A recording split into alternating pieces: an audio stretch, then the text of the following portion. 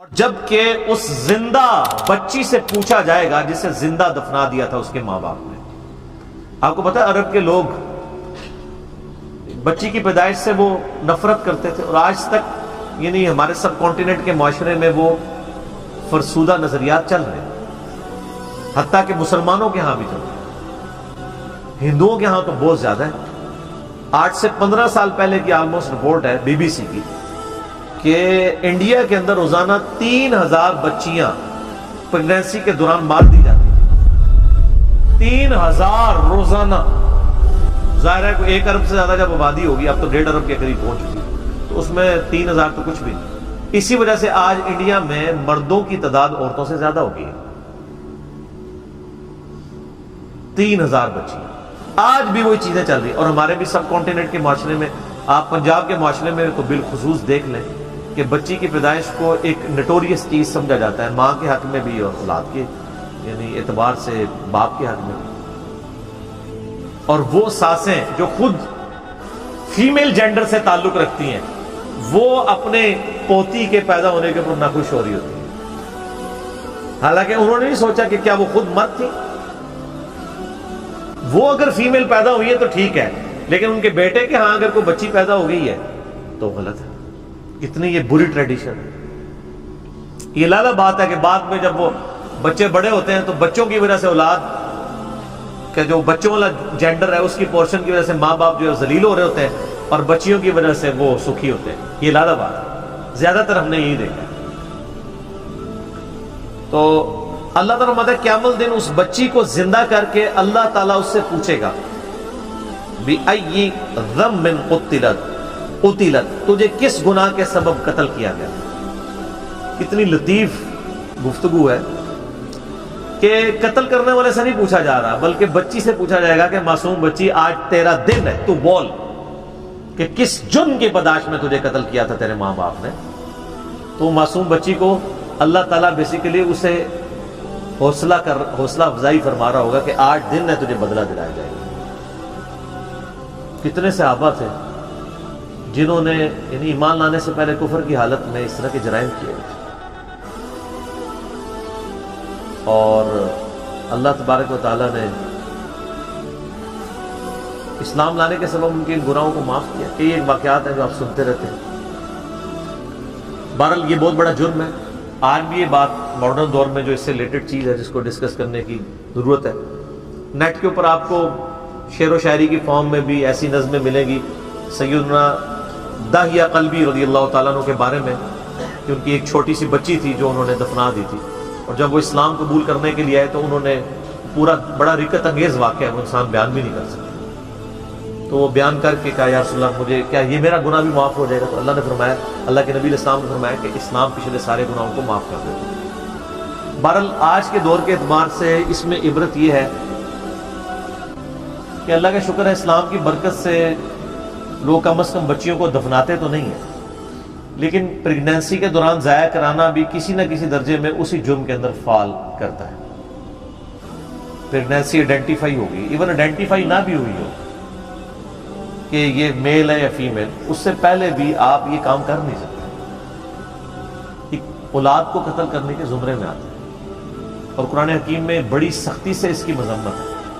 سورہ بنی اسرائیل میں تو اللہ تعالیٰ نے بالکل ایک اوپن فلسفہ بیان کیا ہے کہ مت قتل کرو اولاد کو مفلسی کے ڈر سے، تمہیں بھی ہم رزق دیتے ہیں، اس کو بھی ہم ہی رزق دیں گے.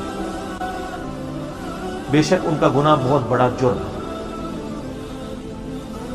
لوگ ان چیزوں کو ہلکا جان رہے ہوتے ہیں، پھر ڈاکٹروں سے مشورہ کرتے ہیں، پھر ہمیں بھی کبھی بعض اوقات رابطہ کر رہے ہوتے ہیں، جی وہ بتائیں جی بس وہ جی یہ ہو گیا جی وہ ہو گیا جی یہ مجبوری ہے جی ابھی جناب 40 دن پورے نہیں ہوئے، فلاں نہیں ہوئے، یہ نہیں ہوئے. ونس پتہ چل گیا پریگنینسی ٹھہر گئی ہے، چاہے وہ 1 دن کی بھی ہے، آپ اس کو ضائع نہیں کروا سکتے. ہاں اس سے پہلے اگر کوئی بندہ وقفے کی کوئی صورتحال پیدا کرے تو وہ تو جائز ہے. میرے اس کے اوپر بخاری مسلم کی حدیث کی روشنی میں آپ فیملی پلاننگ لکھیں یوٹیوب پہ اور میرا نام لکھیں تو آپ کلپ کھول کے سامنے آ جائے گا. تو یہ آج اس کی ماڈرن فارم یہ ہے کہ لوگ پریگنینسی ضائع نہ کروائیں، یعنی لیکن جو ہے وہ جب آئیڈینٹیفائی ہو جائے تو پتہ چلے کہ فیمیل ہے تو پھر اس وقت ضائع کروا دیں، یا اس سے پہلے بھی کروائیں. یہ ایک ماڈرن فارم ہے، تو یہ بھی اسی طریقے سے اس کو کنڈیم کیا جائے گا. تو اللہ تعالیٰ ہمارا اس دن پھر بچیوں سے پوچھا جائے گا کہ تمہیں کس جرم میں قتل کیا گیا. نہیں بہت بڑا یہ جرم ہے. ابھی کچھ عرصہ پہلے انہوں نے مکے سے وہ آلموسٹ ابھی بھی وہ قبرستان پہاڑی کے اوپر میں نے وہ دیکھا ہوا ہے قبرستان مکے کے اندر موجود ہے جہاں پہ وہ بچیوں کو زندہ درگور کیا کرتے ہیں.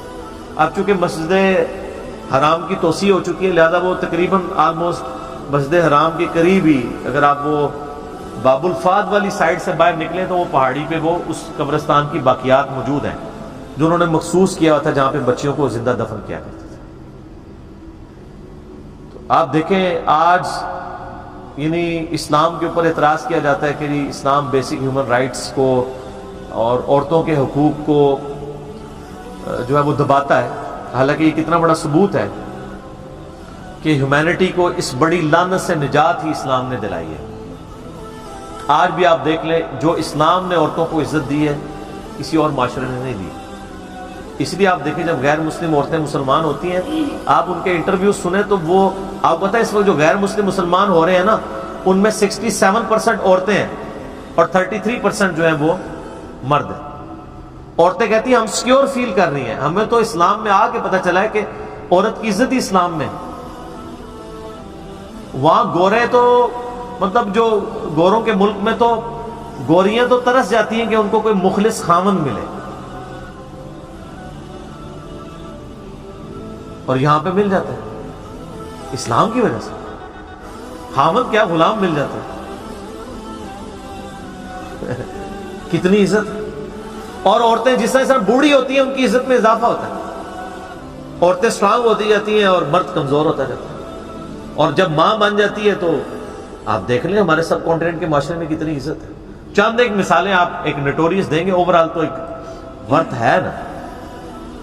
اسی لیے یعنی جو غیر مسلم عورتیں مسلمان ہوتی ہیں وہ اسی چیزوں کو اپریشیٹ کرتی ہیں.